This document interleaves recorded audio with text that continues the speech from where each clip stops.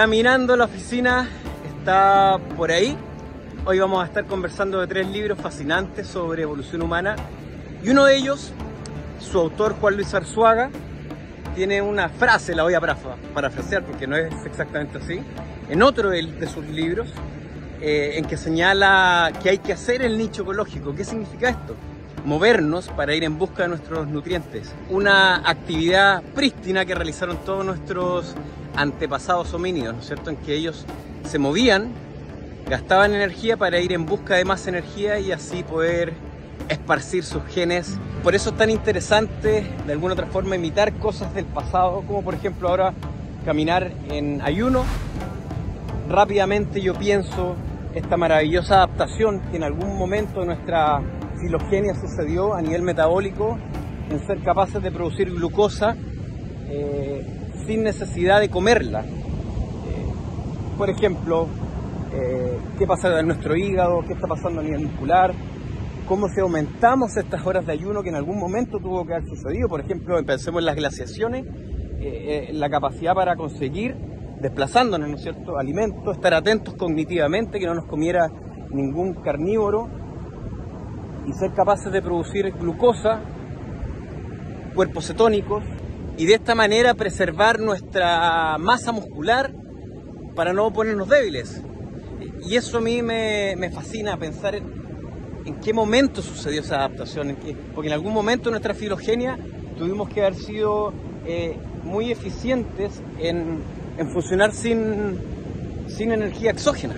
El primero de los textos del cual quiero hacer una referencia es Homo Imperfectus, de María Martínez Torres.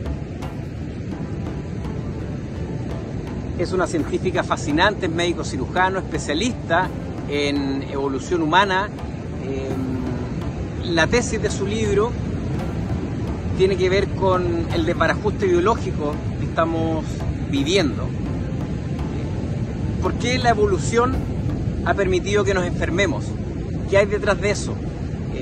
¿Por qué, si somos la especie dominante, en este caso, por ejemplo, yo estoy reflexionando, no somos capaces de contenernos frente a los nutrientes que nos hacen daño? ¿Por qué nuestro cerebro se vuelve loco con la grasa más el azúcar, mezcla que en la naturaleza no existe? María Martínez Torres nos deja un regalo fascinante, además de algo complejo, explicarlo de muy buena manera.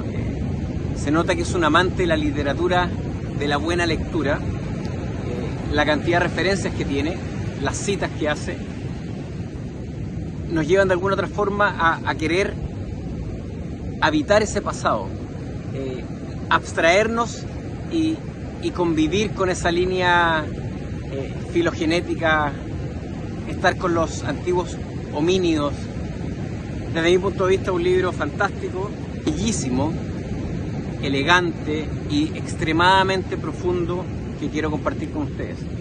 Nuestra organización social y nuestro estilo de vida se sustentan en que nos necesitamos unos a los otros, desde muy pronto y hasta muy tarde. Y esto, lejos de ser un defecto, es el criadero de nuestra fortaleza. Nos necesitamos unos a los otros. No es un defecto, es la fortaleza de nuestra especie. Yo lo encuentro fascinante, en pleno siglo XXI, en que cada uno de nosotros consume esta bulimia mental, en que las redes sociales, más que llevarnos a ¿no es cierto?, a este convivir de manera saludable unos con otros, nos lleva a mirarnos el ombligo, y todos en alguna otra forma vamos cayendo en eso. Por eso ese párrafo yo lo encuentro súper potente, lo tengo subrayado, lo tengo escrito, y como dice ella también en su libro, sin ser melancólicos del paleolítico, es importante, como les comentaba cuando venía caminando, que hay ciertas cosas que sí deberíamos imitar, y por eso es fundamental leer, y leer citando a Terencio y a Unamuno, que también lo replicaba, ¿no es cierto?, todo lo que tenga que ver con el ser humano.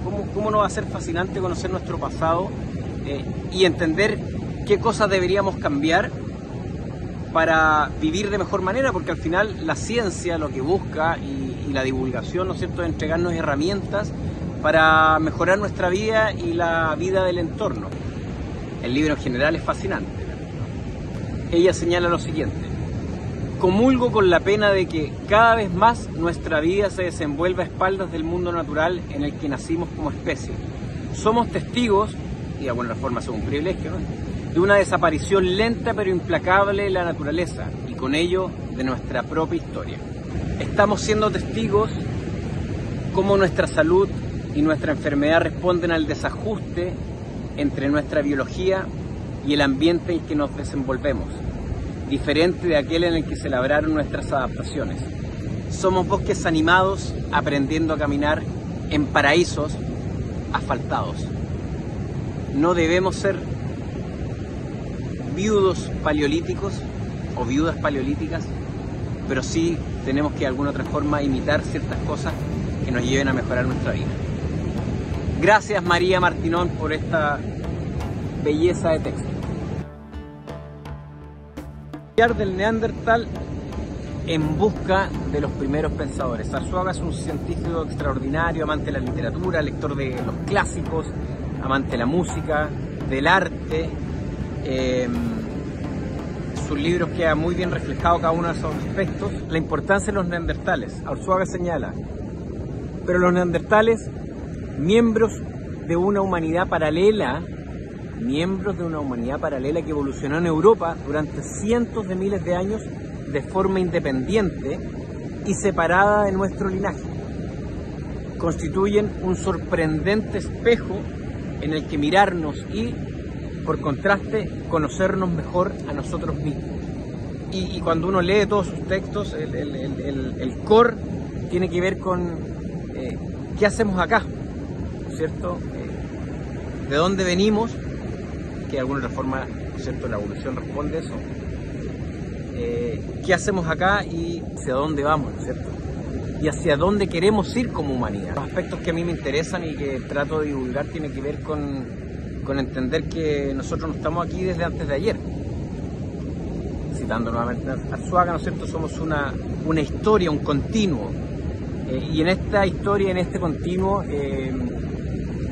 la nutrición ha sido fundamental, está siendo fundamental, nos estamos desbarajustando, ¿no es cierto?, en los entornos en los cuales evolucionamos y en lo que estamos conviviendo ahora.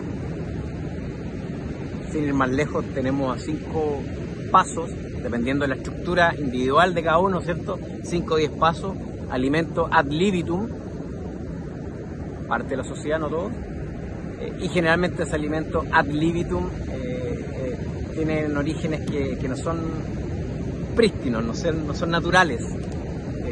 ¿Y por qué nos gusta tanto? ¿Y por qué nuestro cerebro se hace tan adicto a aquello, ¿no es cierto? Y a este párrafo quería llegar porque básicamente lo que leí anteriormente es la previa para entender que nos tenemos que alejar de estas peleas tan banales, tan pedestres, que o somos vegetarianos, o debemos ser veganos o carnívoros, que desde mi punto de vista eso que sea en las redes sociales no aporta absolutamente nada.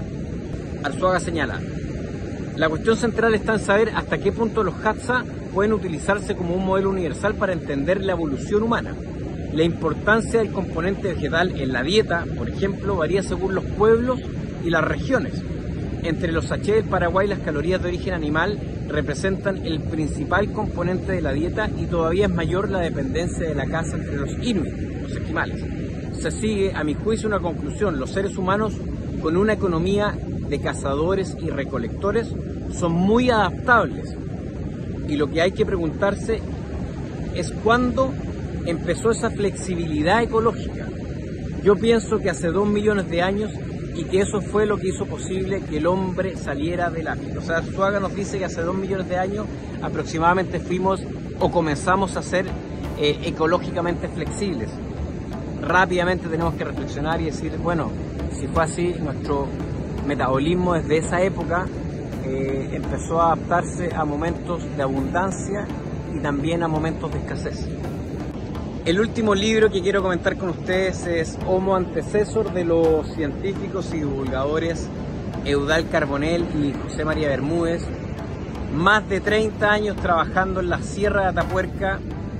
Si ustedes lo leen o le preguntan a Dios, a Google, podrán entender lo que significa para nuestra especie ese yacimiento extraordinario que queda en la localidad de Burgos. Atapuerca, yacimiento paleontológico que tiene que ver con nuestra propia historia como especie, de la filogenia que condujo a Homo sapiens. De una manera muy simpática, muy amena, muy entretenida, muy dinámico, van contando en primera persona y repitiendo mucho los diálogos que llevó al descubrimiento de esta extraordinaria especie, Homo antecessor. Solamente un párrafo que vuelve a hacer esa sinergia con los libros anteriores. Señalan: cuando hay hambrunas o escasez de alimentos, los dientes lo acusan bastante. El esmalte no se forma de manera adecuada y aparecen hipoplasias o defectos en la formación de este tejido. Aquella gente seguramente estaba mejor alimentada que muchos de nosotros. La sierra de Atapuerca, era seguramente un verdadero paraíso, un territorio muy preciado que había que defender. Por último, reflexionar sobre nuestro sistema de recompensa. El sistema de recompensa del cerebro forma parte de esa conducta que nos hace indagar con empeño hasta conseguir desentrañar aquello que desconocemos y que nos mantiene alerta, incluso durante años. Las neuronas dopaminérgicas descargan su carga de dopamina por diferentes regiones del cerebro, como el córtex orbitofrontal. Nuestra historia personal es un ejemplo de ello. Todos nos marcamos objetivos en la vida, que perseguimos con mayor o menor éxito. Quienes nos dedicamos a la ciencia sentimos un placer inmenso en el descubrimiento. El cerebro de ellos aprendió que el descubrir genera placer. Van por aquella acción. Sentimos un placer inmenso en el descubrimiento, es lo que nos motiva, siempre muy por encima del deseo de conseguir bienes materiales. Los procesos cerebrales de los que hablamos son exactamente iguales en todos los miembros de nuestra especie, pero cada uno siente satisfacción en el logro de objetivos muy dispares. Qué notable, qué extraordinario texto, párrafo. Nuestro cerebro aprende, nuestro cerebro es plástico. ¿Qué es lo que nos motiva? ¿Cuál es el deseo que tenemos? ¿De dónde viene ese aprendizaje? En fin, ha sido maravilloso leer y releer estos libros. Desde ya doy gracias a estos científicos, doy gracias a Susana, que está ahí en Atapuerca, porque hacen un trabajo extraordinario, y ojalá todos ustedes se motiven, generen dopamina por este tipo de lecturas. Podemos vivir sin leche, pero no podemos vivir sin libros. Lean, nos hace bien como especie. ¡Felicidades!